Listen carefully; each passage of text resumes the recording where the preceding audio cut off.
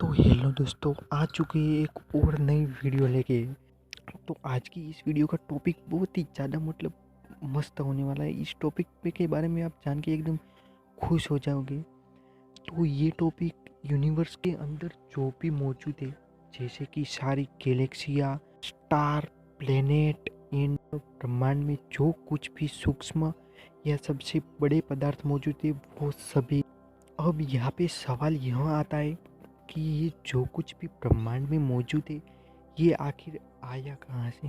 मतलब कि इस ब्रह्मांड में जो कुछ भी है, ये चीज़ें हम देख रहे हैं, स्टार, गैलेक्सी, ये सब कुछ है, ये सब आया कहाँ से। इसका उत्तर मतलब कि वैज्ञानिकों ने ढूंढने की कोशिश की और जवाब के रूप में हमें यह जानने को मिला कि हम जो भी ब्रह्मांड में देखते हैं वो सारे के सारे पदार्थ ये सब बिग बैंग से आए हैं। मतलब कि सबसे पहले इस ब्रह्मांड में कुछ भी नहीं था।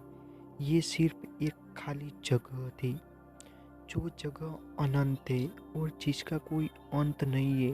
अगर आप अमर हो और आपके पास एक ऐसा अंतरिक्ष यान है जिसकी स्पीड अनलिमिटेड है, मतलब कि उस यान की स्पीड की कोई लिमिट ही नहीं है, और ऐसे में अगर आप यूनिवर्स को चेक करने के लिए निकलो कि ये कितना बड़ा है, तो भले ही आप अमर हो और आपके पास एडवांस अंतरिक्ष यान है, फिर भी इस यूनिवर्स का कभी एंड आएगा नहीं। पर इसमें जो कुछ भी मौजूद है वो लिमिटेड है, ठीक है। तो अब हम हमारे मेन टॉपिक के ऊपर आते हैं, वो है कि ये सब आया कहाँ से। तो जैसा कि हम सब जानते हैं कि ये बिग बैंग से आया। मतलब कि सबसे पहले जब इस यूनिवर्स में कुछ भी नहीं था, तब एक गैस का गोला बना और उसमें इलेक्ट्रॉन, प्रोटॉन और न्यूट्रॉन जैसी अनेकों एनर्जी थी, और वो गोला मतलब कि एकदम सिकुड़ गया और अचानक से उसमें धमाका हो गया, जिससे कि ये सब यूनिवर्स का निर्माण हुआ। और दोस्तों, यहाँ पे सवाल यह आता है कि बिग बैंग कहाँ से आया। तो जैसा कि मैंने आपको बताया कि वो गैस का बादल और उसमें एनर्जी से मतलब कि वो बनाए, तो भाई गैस के बादल आखिर आए कहाँ से, और जो कुछ भी एनर्जी उस बिग बैंग के गोले में थी वो आखिर कहाँ से आई। अब अनंत यूनिवर्स में ऐसे अपने आप कोई भी चीज़ बन नहीं सकती और कोई भी एनर्जी उत्पन्न नहीं हो सकती। अगर हम यह कल्पना करें कि भाई यूनिवर्स में ऐसी शायद एनर्जी पहले से ही थी, जो कि जिसके कारण ये यूनिवर्स की शुरुआत हुई, ठीक है, तो भाई वो एनर्जी आखिर कहाँ से आई। सबसे पहले मतलब अपने आप तो कोई चीज़ उत्पन्न नहीं हो सकती। अब अगर आपको समझ में नहीं आ रहा है तो मैं एक एग्जांपल आपको देता हूँ।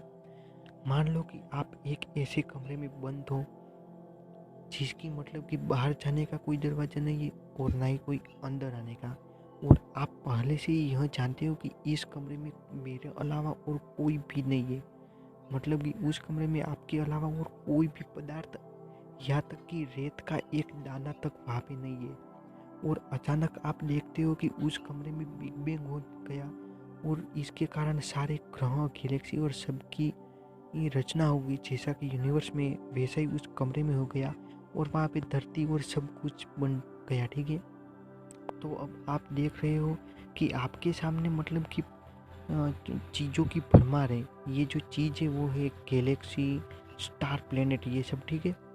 तो अब आप सोच में डूब जाओगे कि भाई यहाँ पे इस कमरे में कुछ भी नहीं था, पर ये सब आया कहाँ से। तो मतलब कि आप अपने मन में सोचोगे कि भाई ये तो यहाँ पे बिग बैंग हुआ, इससे आ गया, ठीक है।